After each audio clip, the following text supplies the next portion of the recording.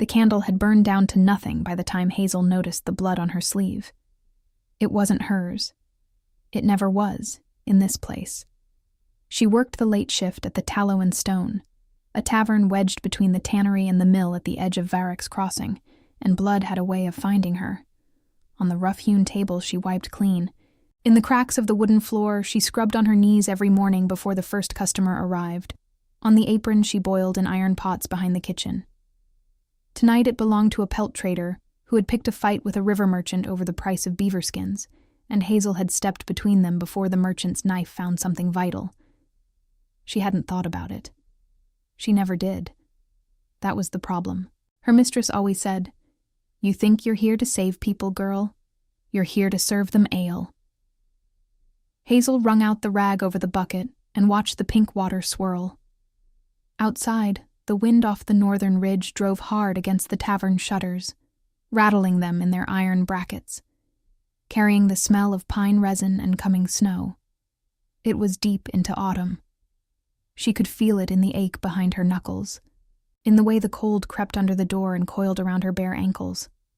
Her boots had worn through at the left heel 2 weeks ago, and she had stuffed the gap with folded linen that soaked through by midday. She was 24 years old and she was so tired. Not the kind of tired that sleep fixed. The kind that sat in the chest like wet stone. The tavern was nearly empty. 2 old men played cards in the far corner, their voices low and steady as river water. The pelt trader had been escorted out. The fire in the hearth had collapsed to red coals, filling the room with a cedar warmth that smelled faintly of ash. Hazel carried her bucket toward the back, her golden braid trailing over one shoulder, the gray wool of her cloak, still on, because the kitchen offered no more warmth than the main room, catching on the edge of a bench. She was almost to the back passage when the door opened. Not the way doors usually opened in a place like this, pushed in by someone cold and impatient, banging against the wall, letting in a gust that made the remaining candles duck and bow. This door opened slowly, deliberately, as if the man behind it was deciding, even at that final moment, whether to enter at all. He filled the frame completely. Hazel stopped. She had seen large men before. Varick's Crossing sat on the border of 3 pack territories, and soldiers and trackers and enforcers passed through often enough that she had learned not to stare. But this man was not like any of them. He wore black leather strapped across a chest so broad it seemed to absorb the low light rather than reflect it, the buckles dull bronze against dark hide. A fur mantle sat across his shoulders. Wolf, she thought, though the pelt was finer than anything the traders brought through here. His hair fell in long dark braids past his jaw, and his eyes, when they swept the room, were the pale, sharp blue of winter ice over deep water. There was a scar across his left cheekbone, fresh, still angry. Behind him, 2 men entered, soldiers in leather and plate, hands near their weapons, eyes moving. They fanned out without being told, practiced, automatic. Nobody spoke. The old men in the corner had gone very still over their cards. Hazel realized she was still holding the bucket of pink water. She set it down carefully against the wall and straightened. Her heart was doing something unpleasant against her ribs. But she kept her face even. She had learned that much, at least, from years of serving people who mistook calm for weakness. The man with the ice-blue eyes looked at her. Not past her, not through her. At her, the way people rarely did, like she was a fixed point in a room full of moving things. "Is there food?" he said. It wasn't quite a question. His voice was low, controlled. But beneath the control there was something strained, she thought. The way a rope sounds when it's bearing more weight than it was made to carry. "There's bread and salt pork left from supper," Hazel said. "And I can heat the bone broth. It won't take long." One of the soldiers behind him shifted, and she caught the glance that passed between them, quick, uncertain. They were watching the large man the way people watch something they love that is also dangerous, watchful, worried. The broth. the man said. He moved to the long table near the hearth and sat, and even the act of sitting looked like something that cost him. Not age. He was not old. Perhaps 30 or a little beyond, but there was a heaviness to the motion that went past exhaustion. He set one arm on the table, and the leather bracer at his wrist caught the dying firelight, and Hazel noticed, in the half-second before she turned toward the kitchen, that his hand was trembling. Barely. Almost nothing. But she noticed. She always noticed things like that. The kitchen was cold stone, and hanging copper pots, and the smell of onion and wood smoke. She found the broth in the iron pot at the back of the stove, still warm, and she stirred it and added a handful of dried herbs from the bunch above the shelf. Not because it was required, but because it was what she did. Bone broth needed yarrow and a pinch of ground pine bark if the person drinking it was in real pain. Her grandmother had told her that. Her grandmother had told her a great many things that Hazel had since learned not to mention aloud. She carried the broth and the bread out on a wooden tray. The two soldiers tensed as she approached. One stepped forward slightly, and she stopped and looked at him. Not confrontationally, just steadily, until he stepped back. She set the tray on the table. The large man was staring into the dead fire, one hand still laid flat against the wood, and he did not look up immediately. Up close, in the thin candlelight, the lines of his face were severe and clean, and the scar on his cheek was one of several. Older marks at his jaw, at his temple, at the base of his throat. A life written in pale lines across dark skin. "The herbs are for pain," Hazel said quietly, nodding at the broth. "I added them without asking. I can bring a plain cup if you'd prefer." He looked at her then. That same fixed, direct look. "How did you know I was in pain?" he said. "Your hand," she said simply. "And the way you sat down." Something moved behind his pale eyes. Not anger, which she had braced for. Something more complicated than that. He picked up the cup and drank. She should have turned back to her work. She should have collected her bucket and finished the floor and let the soldiers stand over their quiet, suffering lord in peace. That was what serving meant. Being present without being seen, filling the space with exactly what was needed and nothing more. Instead, she said, "How long?" He lowered the cup. "How long what?" "The pain. How long have you had it?" The silence stretched. One of the soldiers made a sharp sound. Not quite a word, but close. A warning. Hazel did not look away from the man at the table. "Years," he said at last. The word fell like a stone into still water. She should have left it there. "Where does it start?" she said. And the alpha king of the northern packs, though she did not know yet that was who he was, looked at a waitress in a half-dark tavern at the edge of the world, and for a reason he could not have explained to his generals or his council or the 24 healers who had failed him across 6 years of searching. He pressed 2 fingers to the left side of his chest and answered her. His name, she learned, was not offered freely. The soldiers gave it away, not with words, but with the way they stood. The way the taller one kept his eyes moving toward the door even while the other watched Hazel with the focused suspicion of a man who has seen too many attempts on someone he guards. That kind of vigilance wasn't trained into common soldiers. That was the vigilance of men who understood that the person they protected was a target of consequence, a target worth planning for. Hazel refilled the cup without being asked and said nothing. The man, she was still calling him that in her mind, the man, the large man with the ice eyes, had not moved from the table.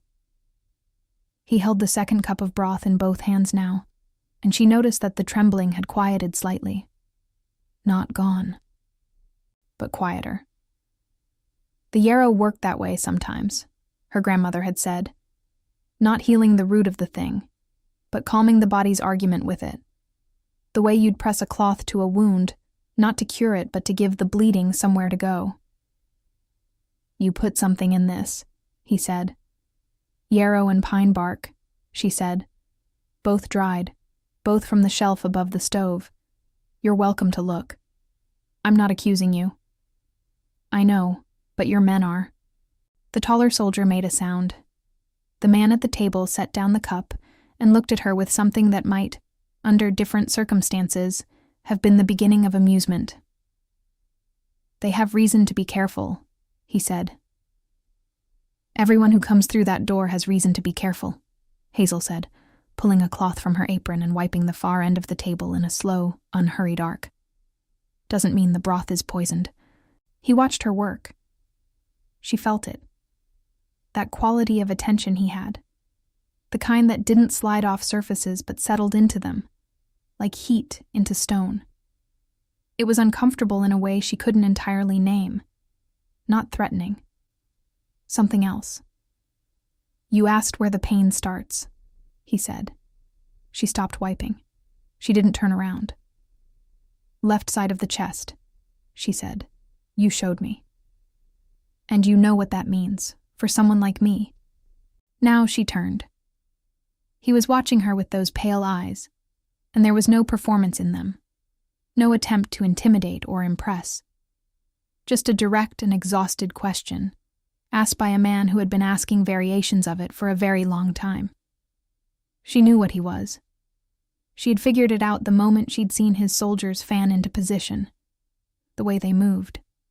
The faint musk of wolf beneath the leather and cold air, the particular way his shoulders carried that fur mantle, as if it were not decoration but identity. She had grown up on the border of pack territory. She knew the difference between a man who wore wolf fur and a man who was wolf. And she had heard enough tavern talk over the years to know that the northern packs had a king, and that the king had been unwell for some time, and that the unwell king had sent for healer after healer with no result. She had not known he would walk through her door on a Tuesday in late autumn, smelling of pine and cold wind and something darker beneath both.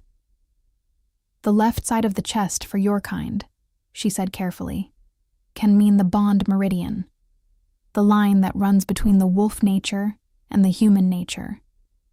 When it's disrupted, usually from sustained suppression, or from a break in the pack bond, or sometimes from grief that was never properly released, it creates a physical pressure. Most healers treat it as a spiritual problem, which is why they fail. It isn't. It's physiological." The silence in the room changed texture.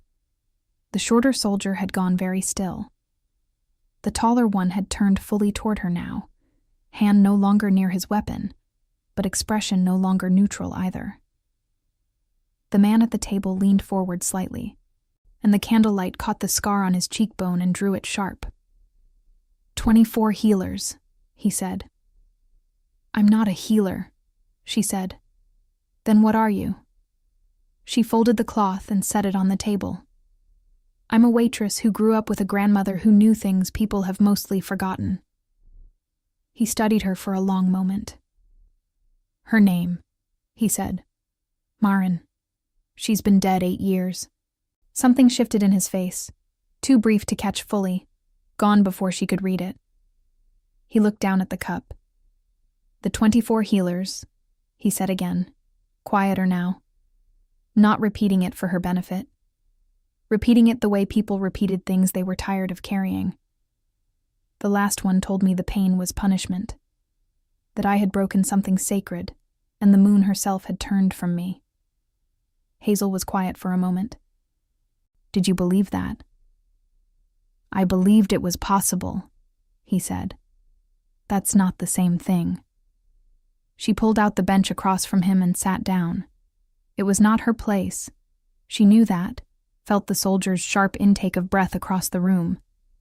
But something in his voice had reached past the professional distance she kept around herself like a second cloak, and she found she couldn't stand at a respectful remove while he said things like that in a voice like that. "What was the break?"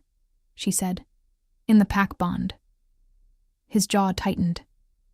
"That is not a question a waitress asks the taller soldier began. "Devon." One word from the man at the table, and the soldier stopped as if a door had been shut. Devon. So the soldier had a name. which meant the man at the table had something to call, and people who answered to it. She stored that.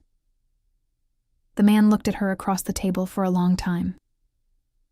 The fire had died fully now, and the only light came from the 2 candles at the table's center.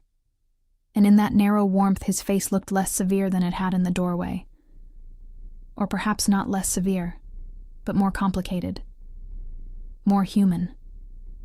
There was something behind the control that she was beginning to recognize, and it sat in her chest with an uncomfortable weight.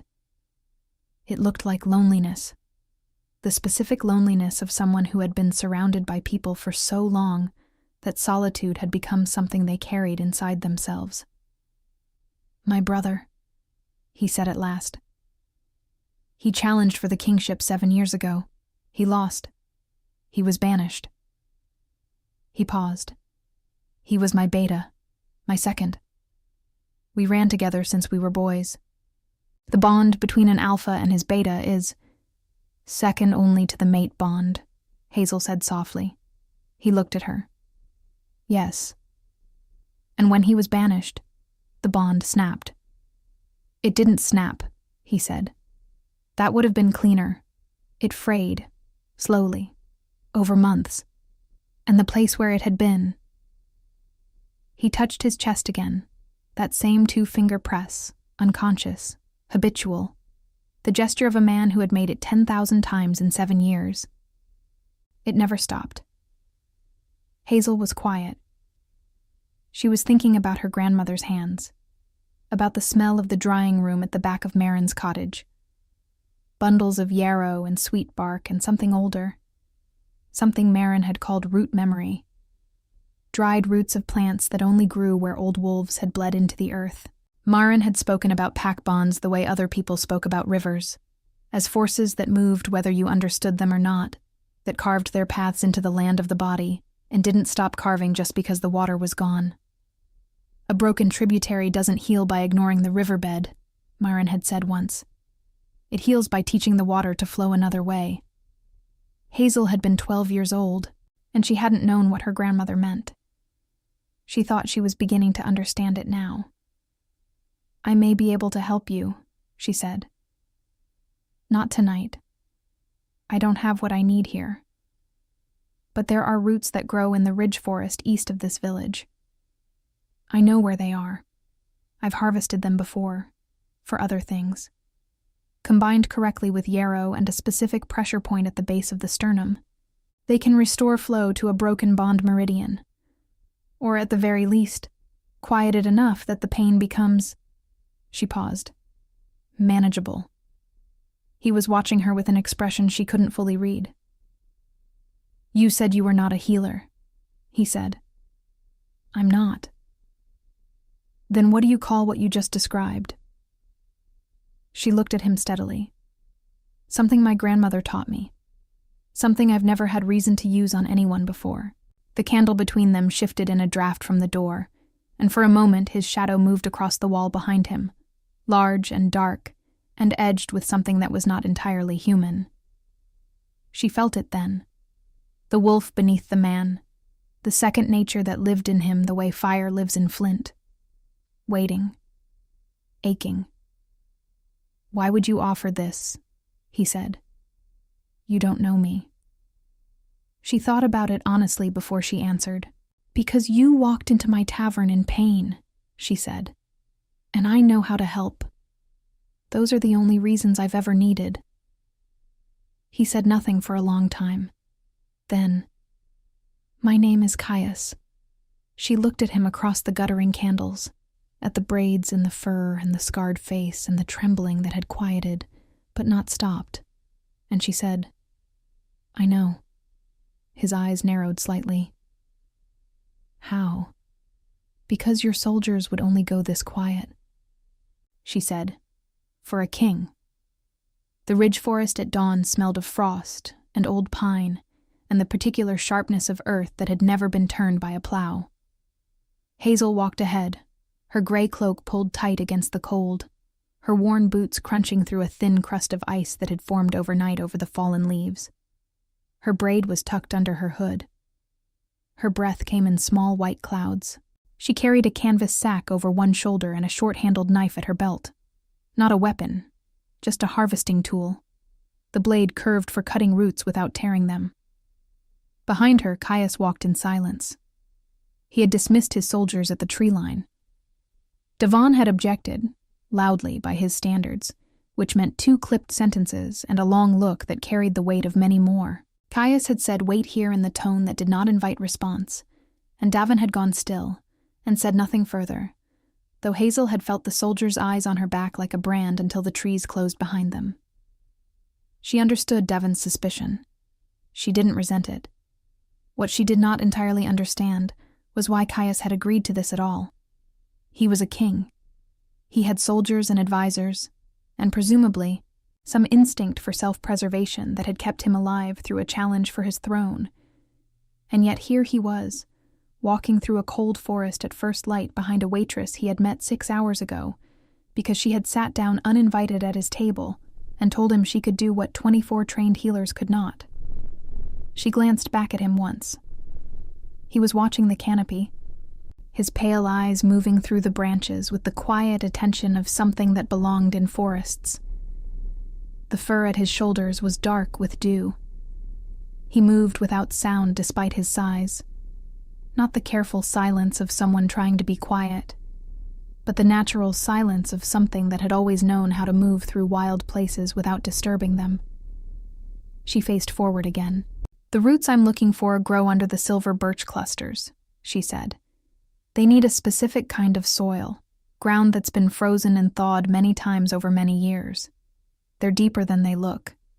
Most people harvest the surface growth and wonder why it doesn't work." "Most people," he said. "Healers," she said. "The ones who came before me.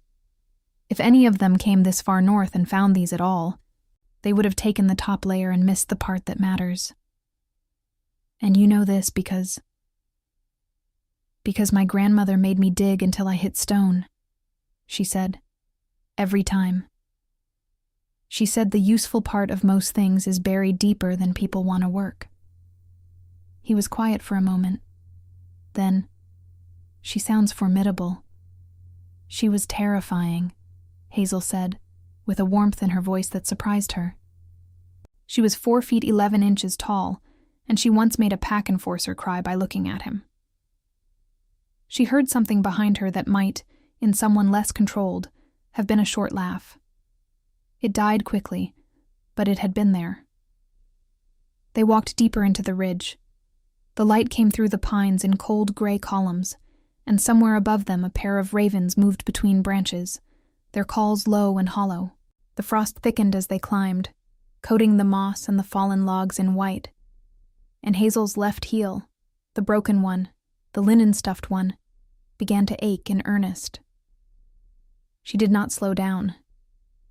She found the birch cluster 20 minutes in, just where she remembered it, a ring of white-barked trees standing apart from the pines like something deliberate, their bare branches laced against the pale sky. The ground beneath them was different in color and texture, darker, softer even in the cold, and there was a faint smell rising from it that Hazel had always found difficult to describe, old and clean at the same time, like rain on heated stone. She crouched and began to clear away the leaf cover. Caius stood at the edge of the birch ring and watched. "You can come closer," she said. "The ground won't bite." He stepped forward and crouched beside her, not close enough to crowd, but close enough that she could feel the warmth he gave off, which was considerable. Wolves ran hot. Another thing her grandmother had mentioned, though Marin's tone had been purely clinical, and Hazel was doing her best to maintain the same register. She pressed her palm flat against the dark soil and felt it. The faint pulse beneath, the thing she had never been able to explain to anyone who hadn't already felt it. The living pressure of deep roots in old ground, a sensation less like touching earth and more like touching something that touched back. "There," she said quietly.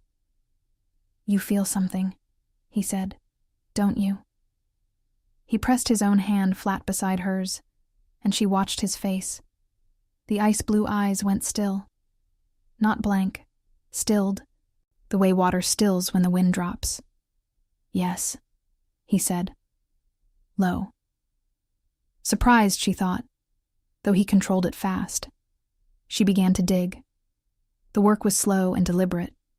The curved knife freed the soil in careful arcs, and she went down 6 inches, then 8, then 10, her fingers cold and dirty, working by feel as much as sight. The roots, when she found them, were thin and dark, not impressive to look at. Nothing like the thick medicinal roots sold in market stalls.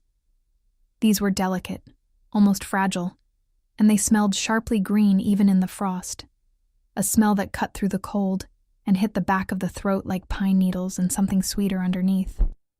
She cut them carefully and laid them in the canvas sack. "My brother's name was Soren," Caius said. She didn't look up. She understood instinctively that this was the kind of thing said to the middle distance, not to a face. "He was 2 years younger than me," he continued. "He grew up in my shadow. I believed, that it didn't trouble him, that we had built something between us that was larger than rank, that the bond we had as brothers and as Alpha and Beta was enough to hold whatever weight we put on it." Hazel kept her hands moving in the soil. "When he challenged me," Caius said, "I didn't understand it at first. I thought he had been influenced, that someone had worked on him, turned him, given him a reason that wasn't truly his. I spent the first year after the banishment looking for that someone, trying to find the manipulation that would explain it." "Did you find it?" A pause. "No," he said. "I found that he had wanted it for a long time, that he had hidden it for a long time, that the person I thought I knew completely had been keeping a room in himself, locked and dark for years, and I had never once thought to knock." Hazel sat back on her heels and looked at her hands, dirty and cold, the roots lying in the sack between them. "You blame yourself," she said. "I was his alpha," Caius said. "I was supposed to know." "Alphas aren't oracles," she said. "No," he said. "But brothers should be better listeners." She looked at him then. He was staring at the birch roots, his expression held in that careful stillness, and she thought she understood now the full weight of what she was looking at. Not just pain, not just a broken bond meridian. A man who had spent 7 years punishing himself with the question of what he should have seen, carrying the physical echo of a grief he had never allowed himself to properly name. This was what the 24 healers had missed. Not the method, the meaning.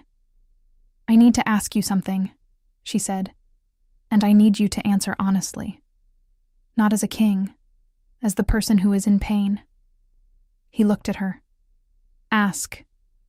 Have you ever, in 7 years, allowed yourself to grieve him? Not the betrayal, not the broken trust. Him. The boy you ran with. The bond you had before it became complicated."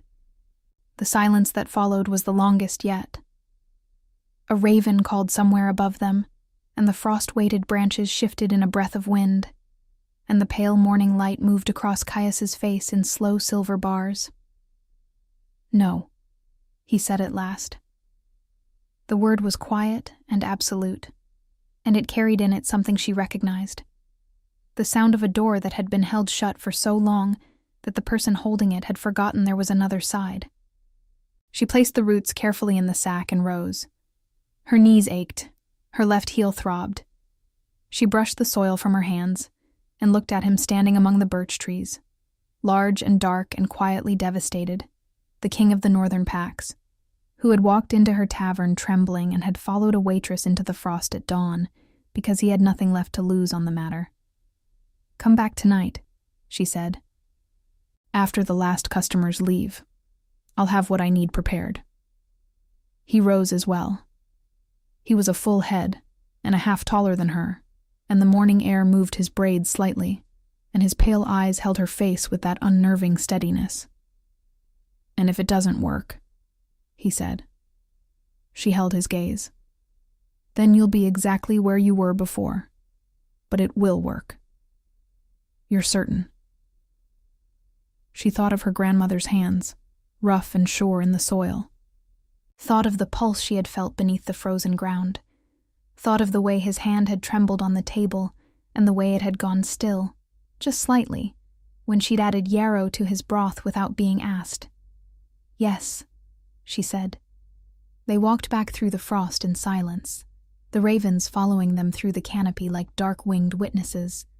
And when the tree line came into view, and Davon's watchful silhouette resolved out of the gray morning, Hazel noticed the soldier's eyes move from his king's face to hers and back again, searching for something, reading something. And what she saw replace the suspicion there, very briefly, was not trust. But it was the beginning of something that might become it. The tavern was empty by the 10th bell. Hazel had sent the last customer out herself, a wool merchant who had wanted one more cup, and had received instead a polite but immovable look that her mistress had once described as the face she makes before she stops being polite. The merchant had gone. The door had been barred. The fire had been built up again, properly this time, the way Hazel liked it, steady and low, cedar logs that burned clean and long, filling the room with a warmth that reached the corners.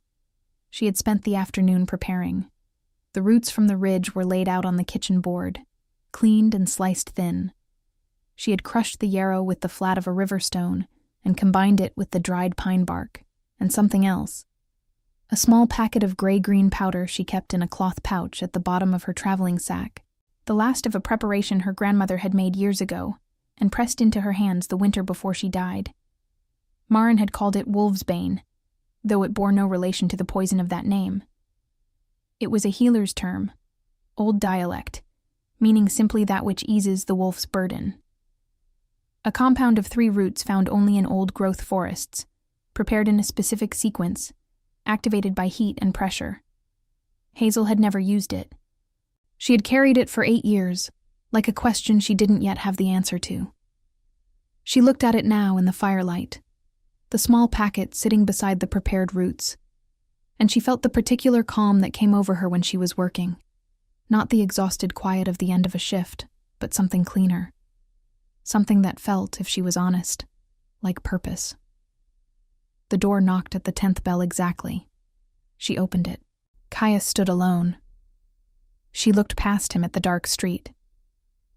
"I told Devon to stay at the inn," he said, answering the question she hadn't asked. He didn't accept it easily. "I imagine not," she said, and stepped back to let him in.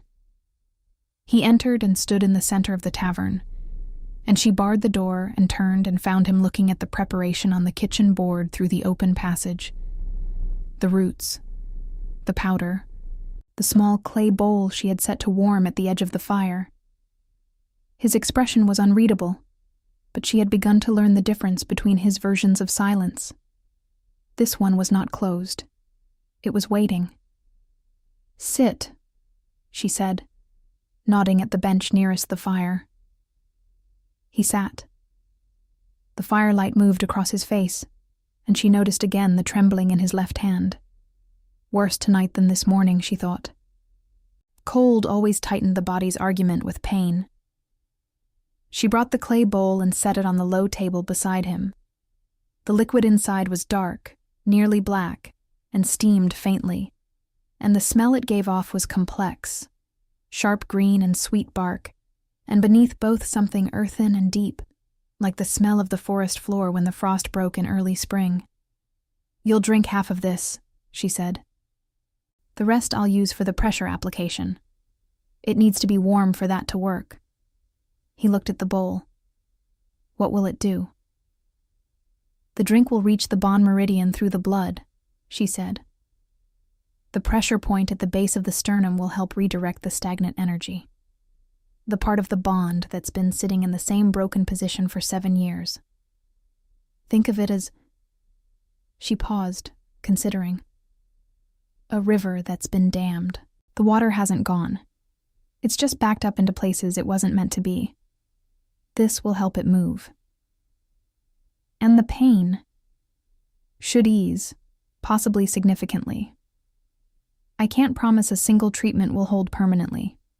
The root preparation takes time to fully integrate, but you should feel a difference within the hour. He studied her face. You've explained this very precisely for someone who isn't a healer. My grandmother was very precise, she said. She believed that the person receiving care understood their own body better than anyone else, and that they deserved to know what was being done to it and why. She said surprise was for enemies, not patients. Something moved in his expression, quiet and brief and gone. He picked up the bowl and drank half. His jaw tightened as he swallowed. Not, she thought, at the taste, though the preparation was not pleasant. At the sensation. She watched his face and saw him go very still, the way he had in the birch ring when he pressed his hand to the ground, and she understood that he was feeling it move through him. Now, she said. She knelt in front of him. Practical, necessary, no ceremony. And placed 2 fingers at the base of his sternum, over the leather chest piece. She paused. I need the leather off, she said. The pressure won't transmit through it. He reached up and unbuckled the chest harness without hesitation, set the leather aside. The linen beneath was dark at the edges with old travel. She could feel the heat of him before she even touched him. That wolf warmth, substantial and constant, like sitting near a banked fire. She placed her fingers at the base of his sternum. She pressed. She felt it immediately. The wrongness she had been expecting. The blocked place. Like pressing against a wall of compressed stone, inside a space that should have been open. But she also felt, beneath it, the faint movement of the preparation, beginning to work. Loosening the edges of the blockage, the way warmth loosens cold clay. She pressed deeper and moved her fingers in the slow spiral her grandmother had shown her, and she felt him draw a long, controlled breath. Talk to me, she said quietly. While I do this, it helps the body release. About what? He said. His voice was slightly strained. About Soren, she said, not the challenge. Before that. A long pause. He used to climb onto the roof of the great hall when he was young, Caius said slowly. To watch the northern lights. He said from the ground they looked like decoration. From the roof they looked like something alive. Another breath. He was right. I climbed up with him once, and I couldn't argue with him about it. Hazel kept her fingers moving, and she felt something shift. A subtle give in the blocked place, like ice developing a crack. Keep going, she said softly. He was better with people than I was, Caius said. He always knew the right thing to say. The pack loved him. I used to think... He stopped. Started again. I used to think that he was everything I couldn't be. That together we were complete in a way that neither of us was alone. And when he was gone, she said. Half of that was gone, he said. And the half that remained didn't know how to function as a whole. She felt it then. The full give, the release. Like a dam breaking in slow motion rather than all at once. The built-up pressure beginning to move through channels long dry. Caius made a sound. Not pain, or not only pain. Something more complicated. Something that came from deeper than the physical. And his hand came up and gripped the edge of the bench. She kept her fingers steady and her voice quiet. You can grieve him, she said. The brother.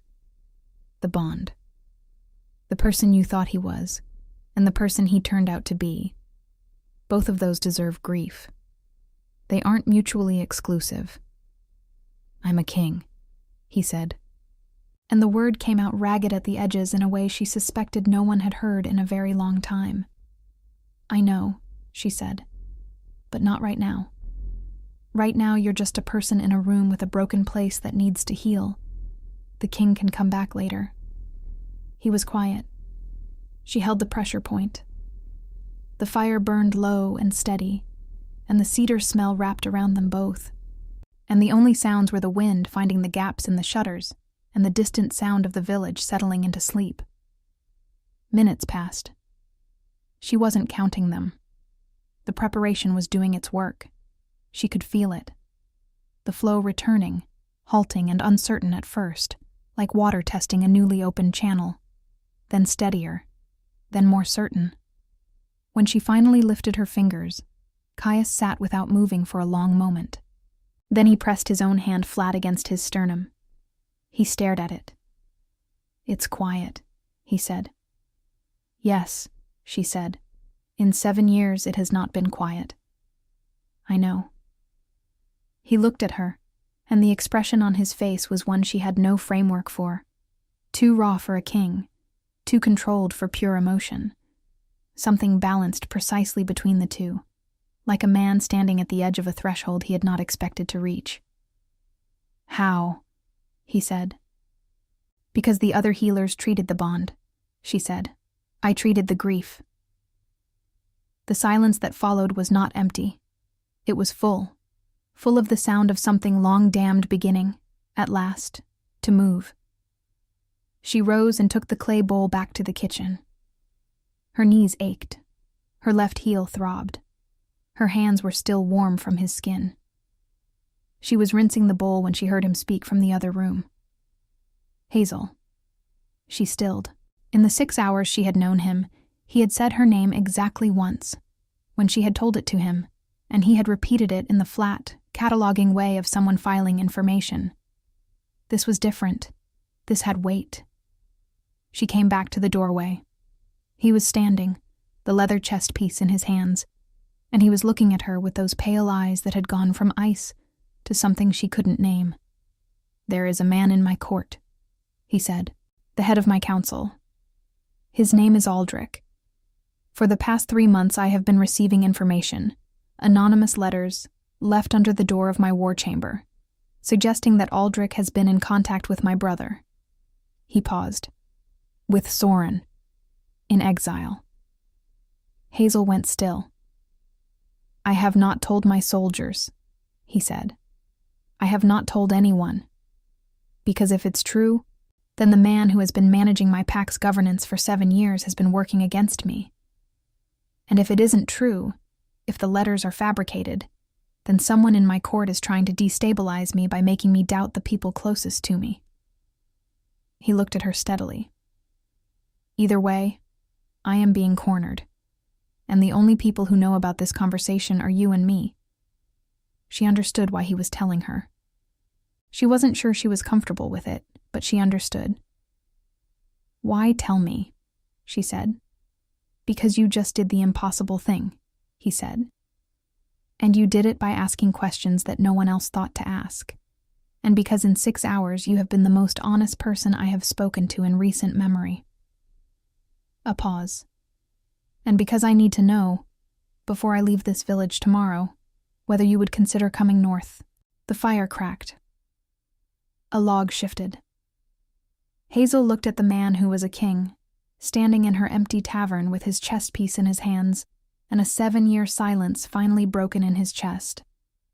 And she thought about her grandmother's packet of wolfsbane powder, almost used up now, about broken bond meridians, about anonymous letters and men in courts with hidden rooms in themselves, about questions that didn't yet have answers.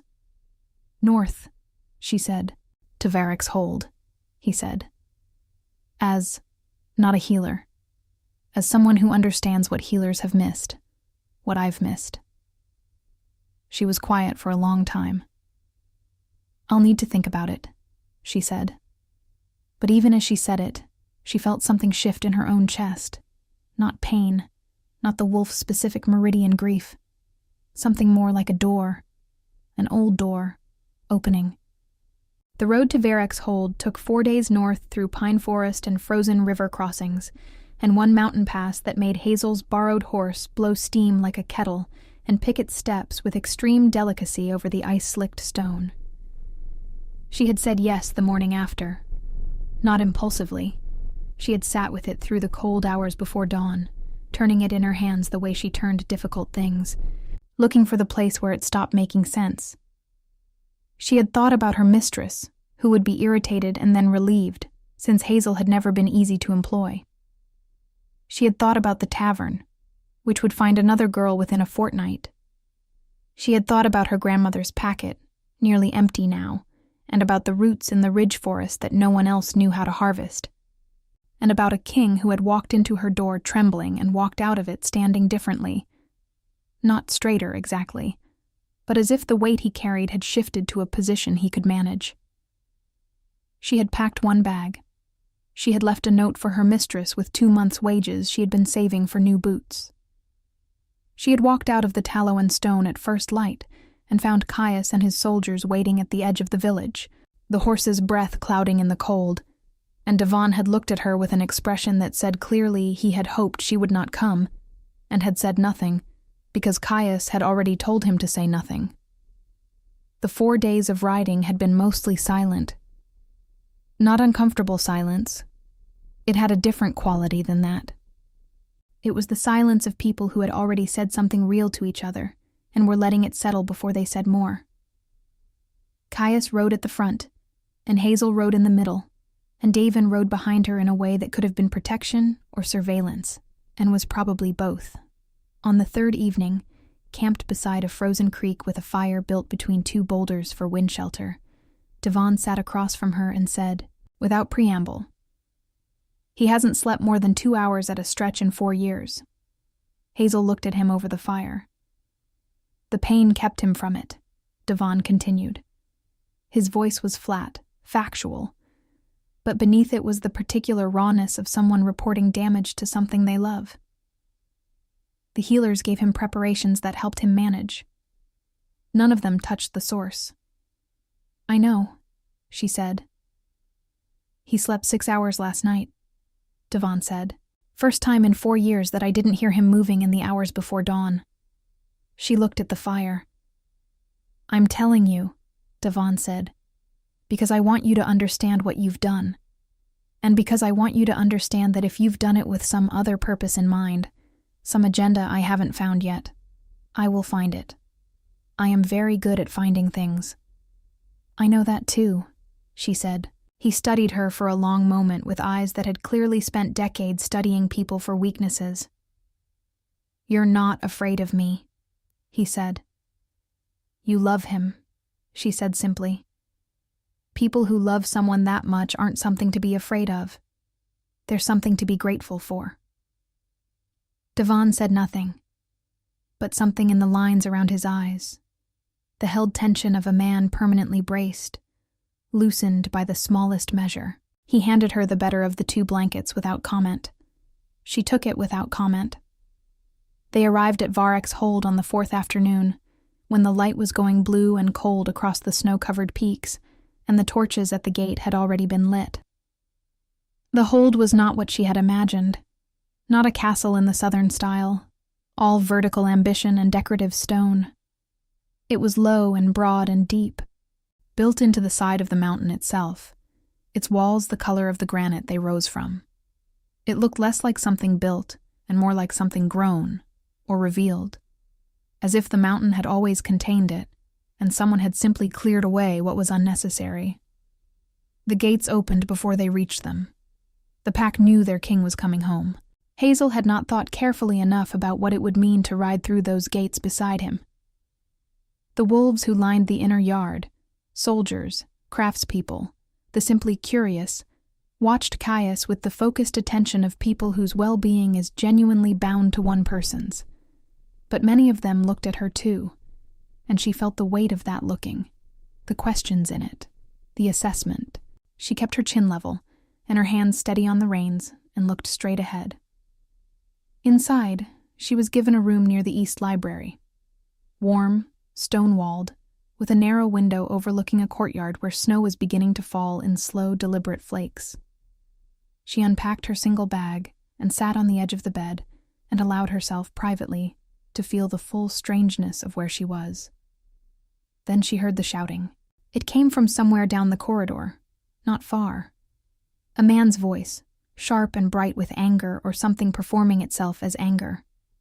And beneath it, Caius's voice, low and controlled in the way she was beginning to recognize as contained fury. She opened her door. At the end of the corridor stood a man she had not seen before. He was older, perhaps 50, well-dressed in gray wool and a chain of office at his throat, silver-haired and sharp-featured. He was speaking at Caius with the practiced confidence of someone who had spent a long time operating just close enough to power to confuse proximity for authority. This, she understood immediately, was Aldrich. She stayed in her doorway and watched. "You bring a stranger into the hold without council approval," Aldrich was saying. "A common girl from a border village. No lineage, no training, no documented abilities. And you give her chambers near the library. The pack will have questions, my lord. Questions I will not be able to answer." "You won't need to answer them," Caius said. "I will." "And what will you say? That she cured in one evening what trained healers could not manage in years?" Aldrich's voice carried the particular edge of a man who is afraid and is using contempt to cover it. "It will look like manipulation. It will look like she found some temporary relief and used it to install herself." "Aldrich," Caius's voice dropped in a way that ended the sentence completely. "You will speak of my guest with the respect due to someone I have personally invited. That is the only thing you need to manage tonight." Aldrich's jaw tightened.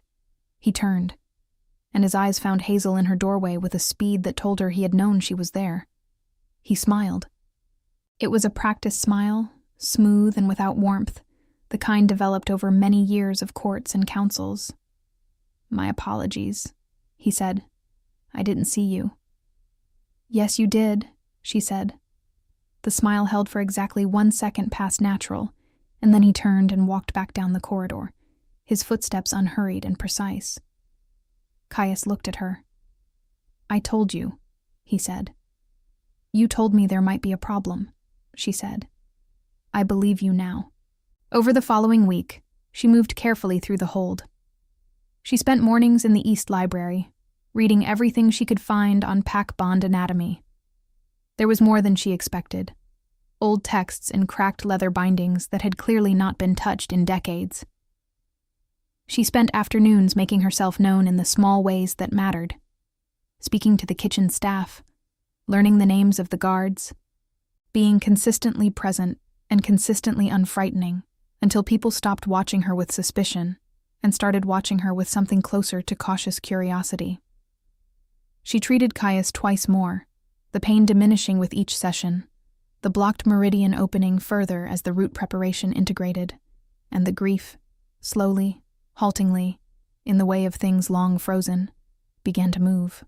On the 5th day, one of the kitchen women came to her with a child, her daughter, 7 years old, who had been struggling with a fever that the pack's current healer had not been able to break. Hazel spent an hour with the girl, and the fever broke by evening, and by morning, the kitchen woman had told 3 other people, and by the afternoon Hazel had 2 more visitors with minor ailments she could address with the dried herbs she had brought and things she found in the hold's neglected herb store. She was not trying to build a reputation. She was simply doing what she did. But reputation builds itself when the work is genuine. It was on the 7th day that Devon found her in the library with an expression that had shed its neutrality entirely. "The anonymous letters," he said. "We trace the parchment. It comes from a specific mill, one that supplies the southern trade routes. Aldrich's family controls 3 supply contracts with that mill." She set down the book she was holding. "That's not proof," she said. "No," Devon said. "But this morning one of the hold's younger soldiers, a boy who runs errands for the council, came to me voluntarily. He said Aldrich had paid him to carry a sealed message 3 months ago, outside the normal courier system, to a settlement 2 days south of the border." She was quiet. "Soren is in a settlement 2 days south of the border," Devon said. The fire in the library hearth popped and settled. "Devon," she said carefully, "does Caius know?" "Not yet," he said. "I came to you first." She understood why, even if she wasn't sure how she felt about it. In 7 days she had become something in this hold that she hadn't planned for and couldn't entirely name. Not a healer, not an advisor, not a member of court. Something more informal than all of those. Someone the king trusted in a way that had become visible to the people around him, and that visibility had weight. "Tell him tonight," she said. "All of it. Don't wait." That evening, in the war chamber, a low-ceilinged room with maps weighted flat by iron pieces and a long table scarred from decades of use, Caius heard everything Devon had found. He stood with both hands flat on the table and his pale eyes moving across the map, and Hazel sat in the corner with her cloak around her shoulders and watched his face and said nothing, because this was not a moment for her voice. This was a moment for his. "Bring Aldrich," he said at last. Aldrich was brought. What followed was not a dramatic confrontation in the style of court spectacle. It was quieter than that, and worse. Caius presented the evidence in simple sequence: the parchment, the mill, the errand boy's testimony, and Aldrich's practiced composure held for longer than Hazel would have expected, smooth and plausible, and fluent with alternative explanations. But Caius was patient. He had spent 7 years in pain, and he had learned, she thought, the discipline of waiting. When Aldrich's explanations began to repeat themselves, Caius said, "I know about the meetings. I know about the messages. I know that Soren is alive and in the south, and that you have been in correspondence with him for at least 3 months. He paused. "What I don't know yet is what he promised you." Aldrich's composure broke. Not dramatically. A fracture, not a collapse. A tightening around the eyes. A breath held half a second too long. "A return to the old council structure," Aldrich said, and his voice was quieter now, stripped of its performance. More authority distributed, less concentrated. He looked at Caius. "He said you had become unreachable, that the pain had changed you, that the pack needed me to be well," Caius said.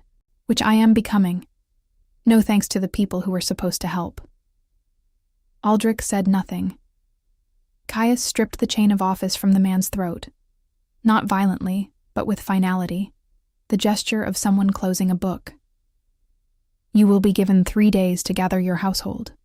You will leave the hold peacefully, and you will not return. You will not contact Soren again.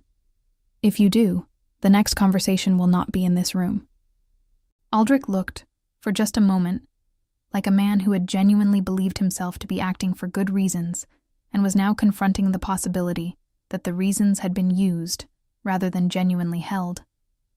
He left without another word. The room was quiet. Then Caius turned to Devon. "Find out if Soren knew what Aldrich was doing in his name, or if he was being used too." Devon nodded and left. Hazel sat in her corner and waited.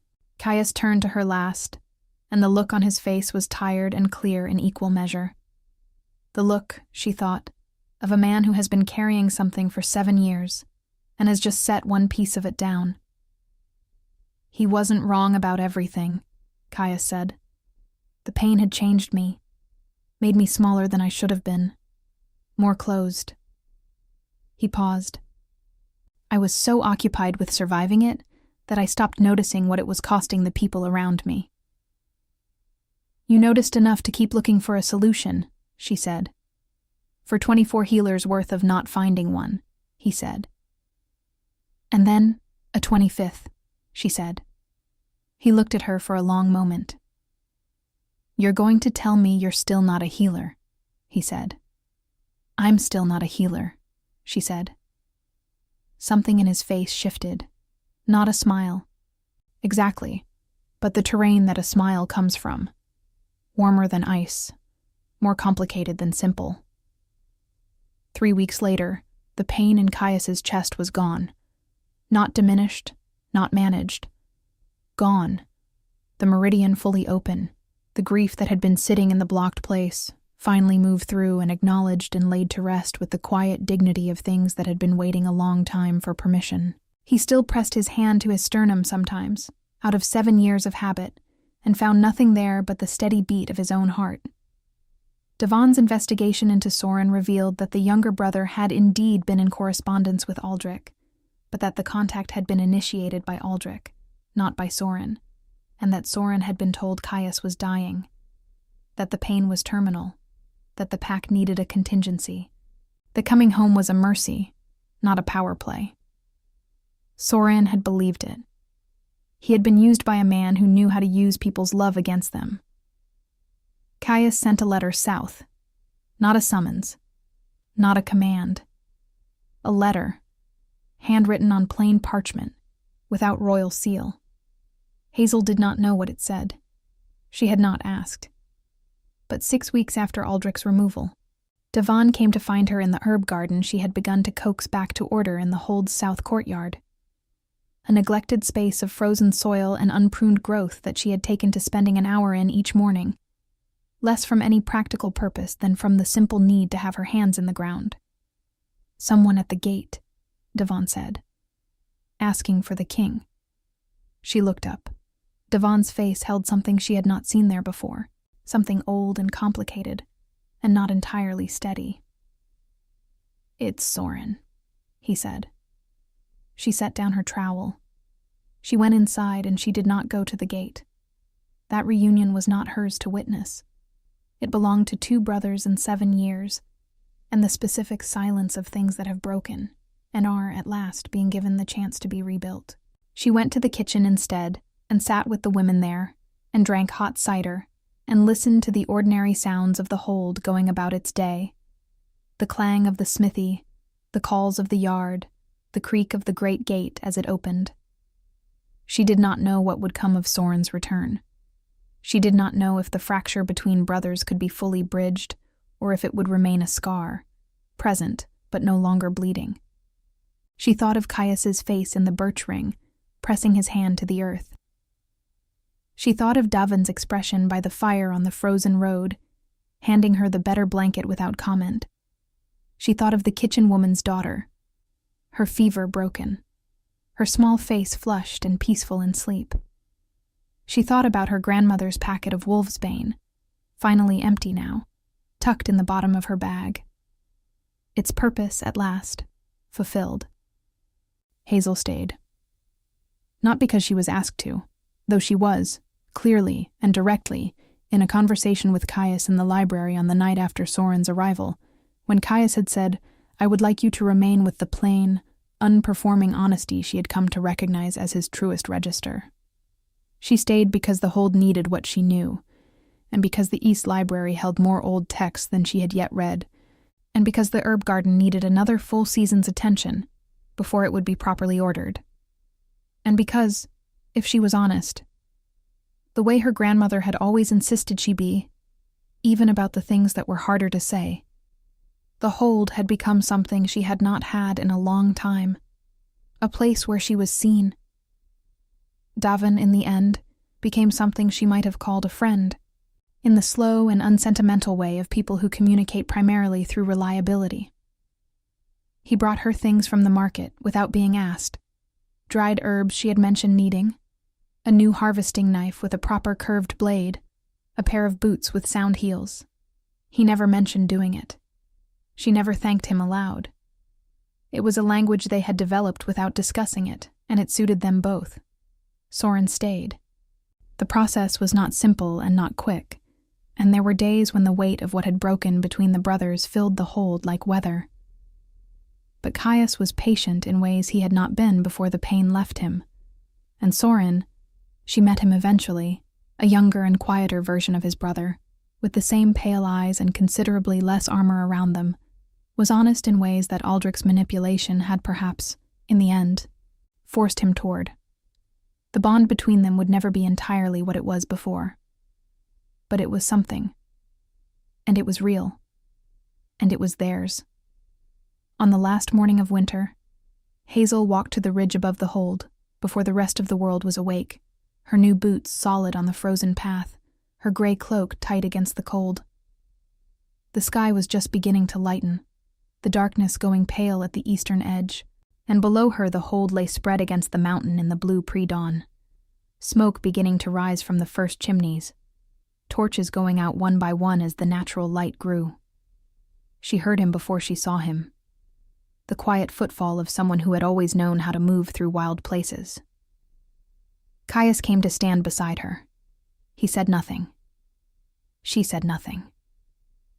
They stood together in the cold and watched the sun come up over the peaks, slow and certain, painting the snow in colors she had no names for, between gold and copper and something older than either.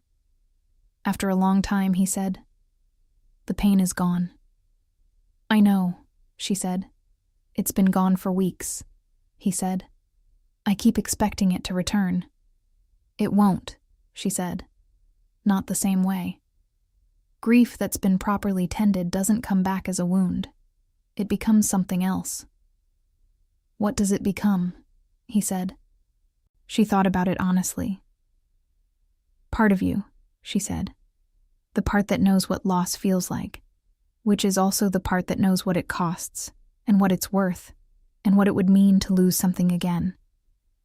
She paused. "It makes you careful, in the good way." He was quiet for a moment. Then he pressed his hand to his chest. That old habitual gesture, 7 years of muscle memory. And this time what he found there was warmth. Steady, unobstructed. He lowered his hand. "Thank you," he said. It was a simple thing to say, and he said it simply, without the weight of a king or the performance of gratitude. Just a person, saying a true thing to another person in the cold light of early morning. She looked at him, the braids and the scars, and the pale eyes that had gone from ice to something she now had a name for. And she nodded once. Below them, the hold was waking. The smoke thickened above the chimneys.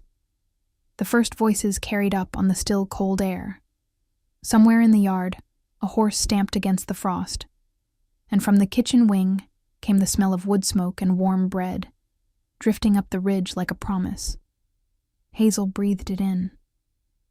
The waitress who had grown up in a tavern on the edge of the world, who had carried her grandmother's last gift for 8 years, waiting for the right question to ask, who had sat down uninvited at a king's table and told him the truth about his own pain.